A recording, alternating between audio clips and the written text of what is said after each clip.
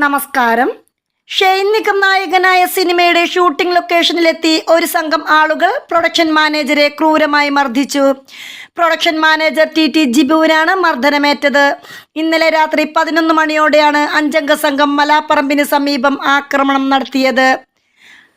Abu Hamdan, Shabeer എന്നിവരും മറ്റു 3 പേരും ചേർന്നാണ് മർദ്ദിച്ചതെന്ന് പോലീസിൽ നൽകിയ പരാതിയിൽ ജിബു പറയുന്നു. ഷൂട്ടിംഗ് ലൊക്കേഷനിൽ നിന്ന് ജിബുവിനെ വലിച്ചുകൊണ്ടു പോകുകയായിരുന്നു.